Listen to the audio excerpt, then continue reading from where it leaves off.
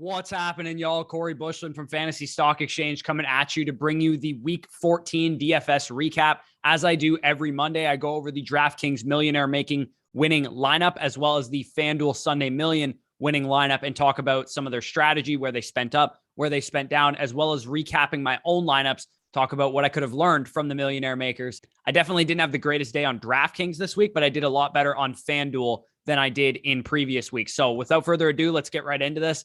DraftKings, we're going to start with the Millionaire making winning lineup. As you guys can see it on the screen right now, some correlation and strategy involved in this lineup for sure. But I would say overall, looking at this entire DFS slate, it was really odd. It was really weird. A lot of the highest scoring weeks came from players that were very underowned or very underplayed by most people. And ownership didn't really condense on a whole lot of things. And some of the chalk definitely missed this week, unlike last week. So as we can see in this lineup, some correlation and strategy. Allen to Beasley, obviously, definitely a contrarian Josh Allen build. A lot of people, if they were going to mini stack Josh Allen with somebody, probably went with Stephon Diggs. Maybe they went with Dawson Knox in their tight end spot, maybe even Emmanuel Sanders. But the fact that this guy just went Josh Allen to Beasley, no run back on the Tampa Bay side, only a single stack between those guys. And then Josh Allen obviously rushes for quite a bit of production and a rushing touchdown as well. That definitely saves you in that kind of situation. But overall, pretty solid. And to me, it's very surprising that Josh Allen came in sub 10% in the Millionaire contest, because Josh Allen had been kind of hyped up as one of the highest owned quarterbacks throughout the entire week. And I guess everybody just kind of overthought him and went and pivoted to other options that ended up being higher owned. Josh Allen coming in sub 10%. Definitely great news for this guy.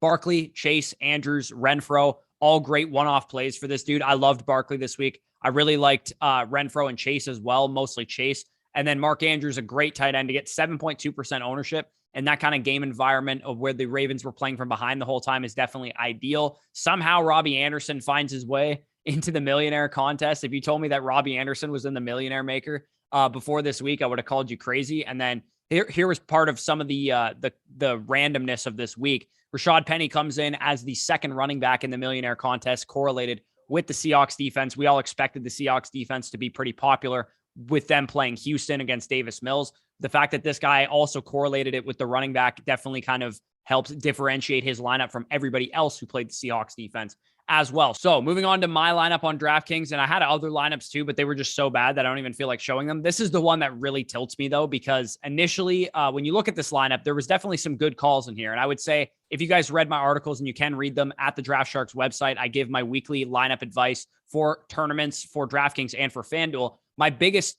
flag plant of the week was Joe Burrow. I really love Joe Burrow this week. Jamar Chase and T. Higgins. I went for the premium double stack, both of the top receivers for Joe Burrow, and that ended up working out. Also, really liked Alvin Kamara on DraftKings this week as well. But the problem was I kind of swapped out my entire rest of my lineup before kickoff. So initially, what I ended up having was I had Deontay Foreman in my RB2 slot. I had Brandon Ayuk in my flex as the run back instead of Jeff Wilson. So I pivoted from Foreman to Wilson. And then I also went off of Ayuk because I already had a run back in that lineup.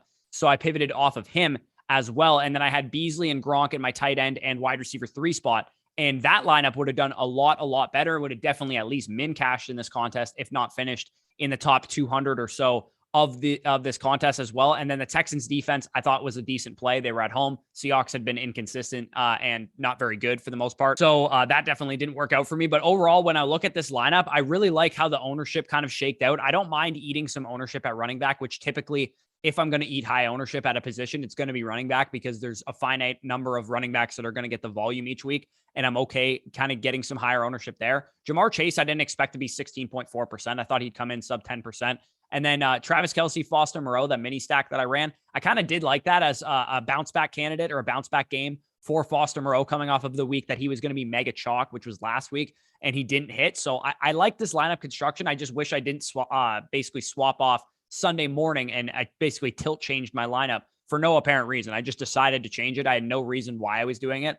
Just a kind of a boredom type of switch. So let's move on to FanDuel. FanDuel Sunday Million contest winner on the screen right now. As you guys can see, he did have some correlation, as did the Millionaire Maker, but Brady to Godwin, just a mini stack there. Definitely don't mind that at all. Penny and Lockett got the primary touchdown scores from that game. Robbie Anderson, again, somehow making an appearance in the Sunday Million lineup. And then Kittle, Kamara, Guyton, all one-offs. Basically, looking at this lineup, it is just a lucky mess, to be honest. Not a whole lot of correlation outside of the Brady to Godwin and the Rashad Penny, Tyler Lockett stuff. This guy just played a bunch of one-off plays that ended up working out. But what I do like what he did and what we can take away from it is kind of what I've been hammering home with my own lineups and just in general. If you're going to play some highly projected ownership plays, right? Because Tom Brady and Chris Godwin, there was no secret those guys were going to get played a whole lot this week. And actually 10% Tom Brady is a great number. I thought he was going to come in, 15, 20%, but 10% Tom Brady, great number there. Alvin Kamara was expecting and projecting very well this week. A lot of people were expected to play him,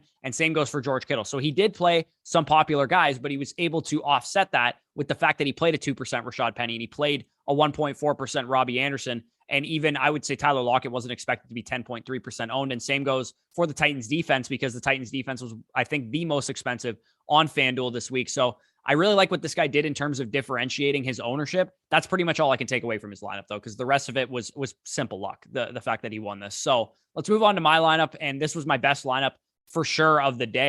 As you guys can see, what I did with my primary stack was that I took Jimmy Garoppolo and I double stacked him with Brandon Ayuk and with George Kittle, because I figured if Deebo Samuel was out for this game, and actually made this lineup before Deebo Samuel was ruled that he was playing. But I decided, even though Deebo was going to play, to keep this lineup with Brandon Ayuk and George Kittle, because I figured if Deebo Samuel was going to get any production in this game, it may have come on the ground and therefore not benefiting Jimmy Garoppolo, which is exactly what happened. And I'm glad I faded him there.